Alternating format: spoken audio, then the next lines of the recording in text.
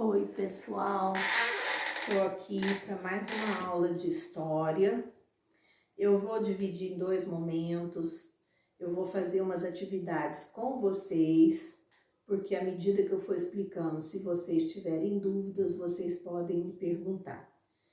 E como a tia Fátima ama história, né? Eu amo falar sobre história, e eu tenho histórias além da história, e aí fica muito longa a aula, né? Na sala vocês já devem ter percebido tanto que eu tenho para falar, né? Mas lá eu tenho um tempo e aqui a aula fica muito longa. Então, eu vou dividir em dois momentos, que primeiro, olha, eu expliquei os tipos de religião, né? Tem algumas atividades que eu dei para vocês, né? Que vocês fizeram, alguns mandaram para mim, né? Que os tipos de religião: monoteísta, adora um Deus só, faz um culto a um Deus só. Politeístas, que fazem cultos e adoram vários deuses. E não teísta, que não tem nem a questão de adorar um Deus ou vários deuses, né? Aí é não teístas. Agora, eu dei para vocês na página 84, tinha aí um cartaz, né? Intolerância religiosa é crime de ódio. Então, estava falando aqui, criticar dogmas é liberdade de expressão. Dogmas são os princípios, os ensinamentos das determinadas religiões. Criticar, tudo bem, é uma liberdade de expressão. Eu não concordo com os dogmas, com os ensinamentos de uma religião, posso falar, mas não preciso usar de violência. Assim como tem pessoas que não concordam com alguns princípios, com alguns ensinamentos da minha religião. Tudo bem, é uma liberdade de expressão. Mas as atitudes agressivas e tratamento diferenciado a alguém em função da crença ou de não ter religião são crimes inafiançáveis, crimes muito sérios, né? Às vezes a pessoa exclui a outra porque não é da sua religião e tem um hábito diferente do que o seu, né? Então, aqui estava assim, letra A. Segundo o cartaz, qual a diferença entre liberdade de expressão e a intolerância religiosa? A liberdade de expressão é a gente fazer uma crítica sem usar violência. Você não concordar com os princípios, os dogmas de uma religião. Agora, intolerância religiosa é usar de agressividade e até de exclusão da pessoa, excluir a pessoa. Isso é a intolerância, tá? A intolerância religiosa. Você pode não concordar, mas não precisa usar de violência, ok? Aqui era a opinião de vocês. Em sua opinião, a intolerância religiosa é um problema que deve ser tratado nas sociedades? Vocês teriam que colocar sim ou não e explicar, ok? Agora, na página 85, tem uma parte da Constituição brasileira, tá?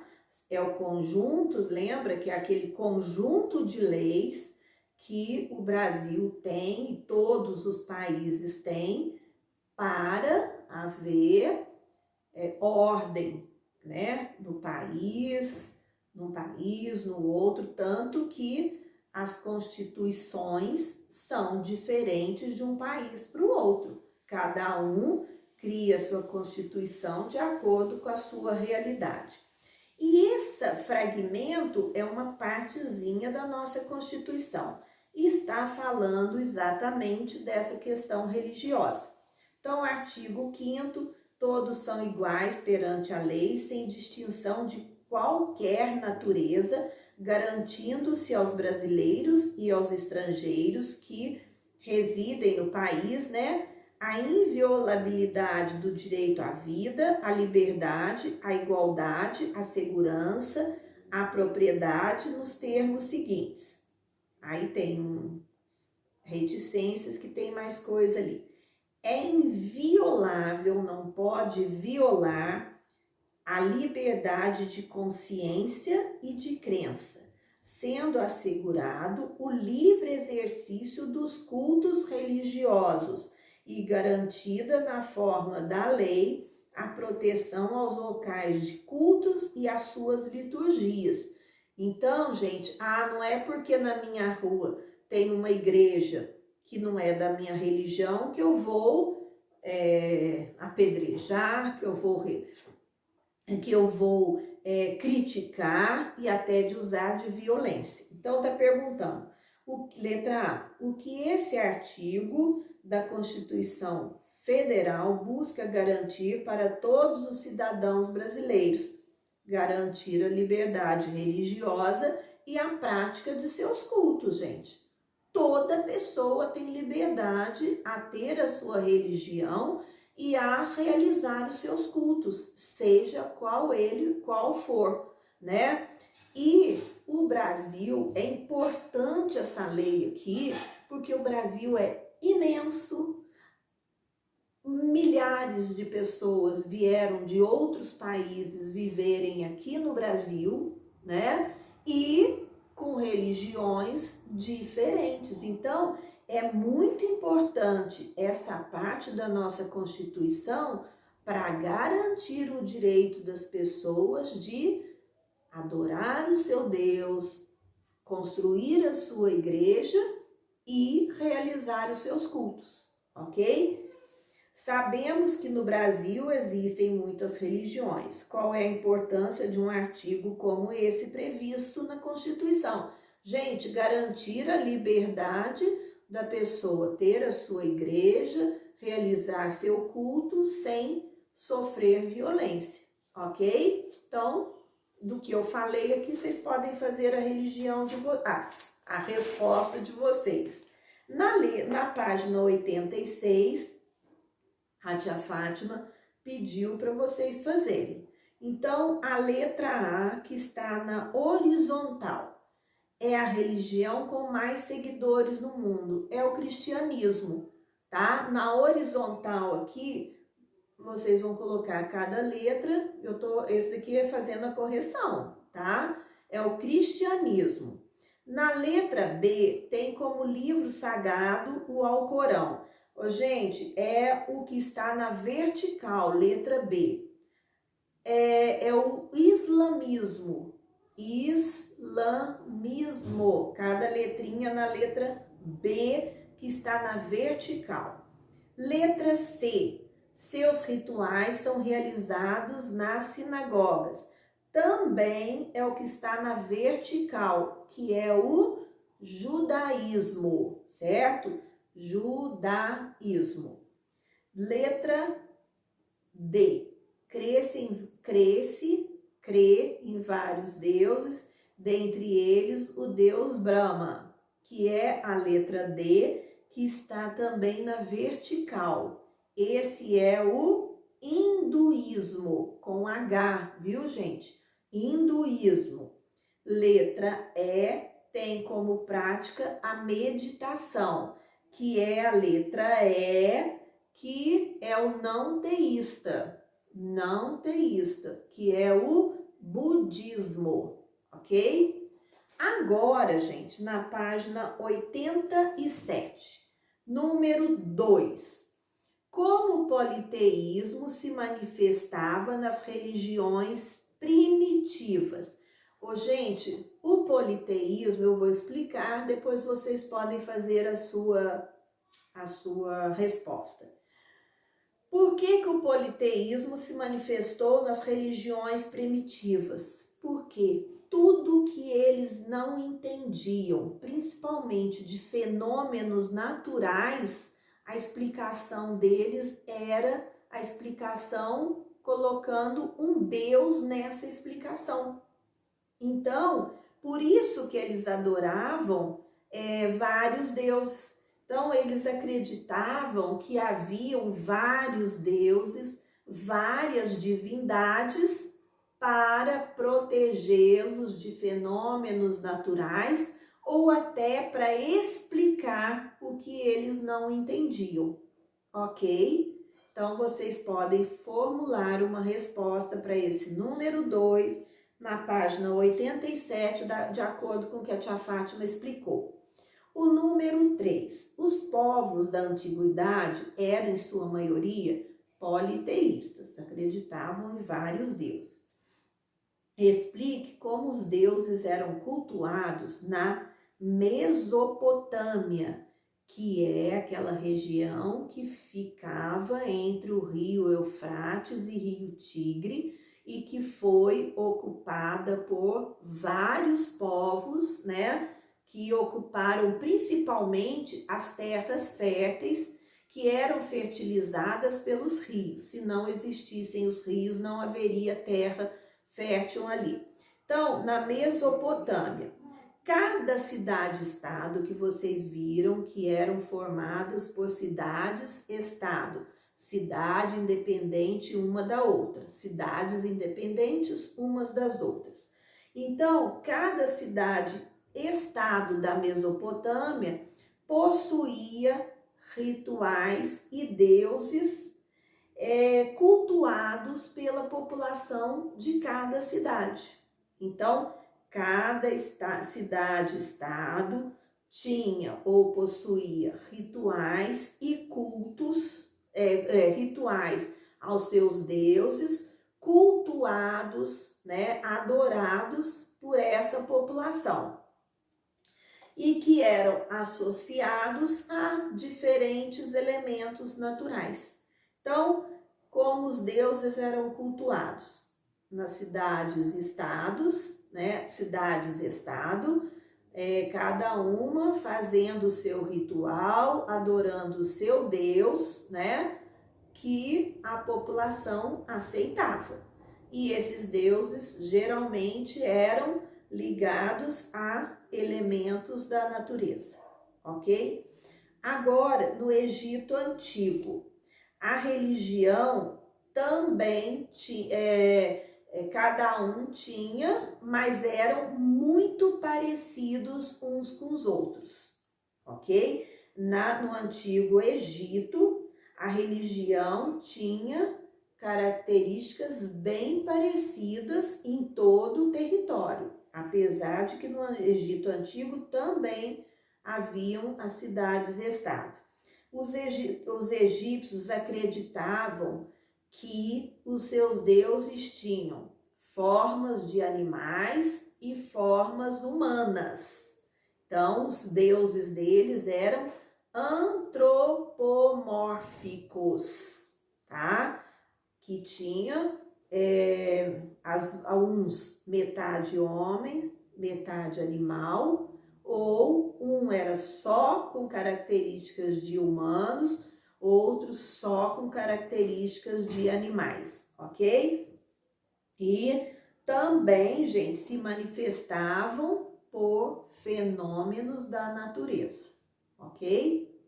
Agora, se não entenderem, depois podem perguntar. Número 4. De que forma a população do Egito Antigo acreditava que os deuses influenciavam suas vidas? Ô, gente, é aquela questão da religião, dos governantes serem representantes dos deuses, né? Ou que eram até a forma do deus deles. Eram representantes dos deuses que eles adoravam, né? Ou que era o próprio Deus encarnado ali no seu governante, que recebia o título de faraó, ok? Então, no caso aqui, e eles acreditavam, gente, isso é interessante, que os deuses influenciavam na plantação, na colheita, no dia a dia deles. Então, o Deus que deu uma colheita muito grande. Ah, o Deus não concordou com o que a gente fazia, a nossa colheita foi ruim. E até influenciava no dia a dia deles, ok? Então, os deuses dos egípcios eram muito importantes para eles acreditarem no governante e para eles acreditarem em fatos do dia a dia deles, ok? Agora, número 5. Como a geografia do Egito Antigo influenciou nas práticas religiosas dos egípcios. Gente, aqui falando como a geografia influenciou, é porque se não existisse o rio Nilo, que corta todo o Egito, não teria como existir uma civilização ali, tá? Porque seria o imenso de um deserto. Quando a gente voltar, eu vou até contar como eram as cheias do rio Nilo. Aqui vai ficar muito longo.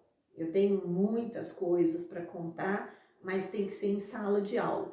Então, gente, os egípcios foram se estabelecendo às margens, né, do rio Nilo, porque as cheias, tinha as cheias, quando baixava, as margens do rio, próximo, né, do rio, a terra ficava muito fértil e eles aprenderam até a lidar com essa cheia para eles plantarem, cuidarem e colherem antes da próxima cheia, tá? Então, é essa a parte da geografia que a gente está falando.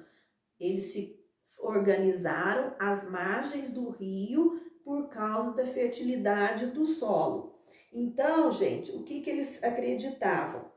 Eles até faziam orações para o rio Nilo, porque eles acreditavam que existia um Deus ali que fazia com que o rio Nilo tivesse a sua cheia e que depois as águas baixassem para eles poderem plantar, que era o meio de subsistência deles. Então, essa faixa de terra, né? E ali eles se organizaram, praticaram a sua cultura, a sua tradição e sempre explicando tudo, todos os fenômenos pro lado da religião, inclusive as cheias e as vazantes, quer dizer, vazantes quando o rio baixava, né? Que era coisa dos deuses deles. Eles fizeram até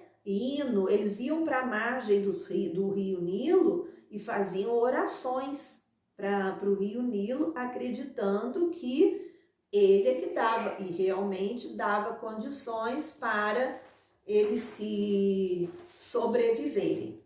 Agora, na página 88, leia o significado da palavra seguir, que era teocracia. Teo, Deus, cracia, governo. Governo de Deus ou governo divino. Então, deixa eu ver aqui. A palavra teocracia é um termo de origem grega e é usado para definir os chamados estados teocráticos.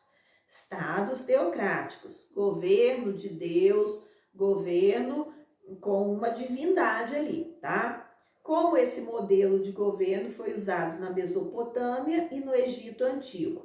Então, gente, os próprios governantes fortaleciam essa ideia de que o governo deles era uma teocracia e que eles governavam em nome de um Deus.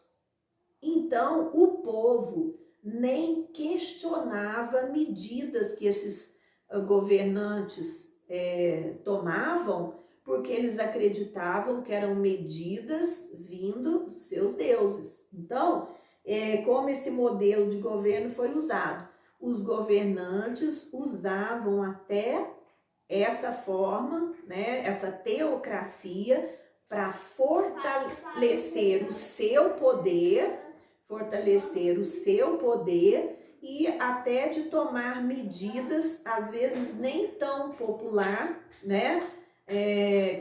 Mas que o povo aceitava, porque eles tinham muito respeito, porque era um governo divino, ou um governante que estava em nome do seu Deus, ok? Expliquei, se não tiver entendido, pode perguntar. Aqui eu pedi para vocês fazerem, eu vou fazer a correção. É sobre os hebreus, tá? Os hebreus eram um povo nômade ou sedentário? Nômades, né? Eles eram seminômades, porque às vezes eles paravam em algum lugar, né? E eles, a atividade econômica principal deles era o pastoreio. Então, os hebreus eram um povo nômade que se dedicava ao comércio ou ao pastoreio? De jeito nenhum que era o comércio, ao pastoreio, quando desenvolveram a primeira religião politeísta ou monoteísta da história? Monoteísta, né? Então, os hebreus eram um povo nômade que se dedicavam ao pastoreio quando desenvolveram a primeira religião monoteísta da história.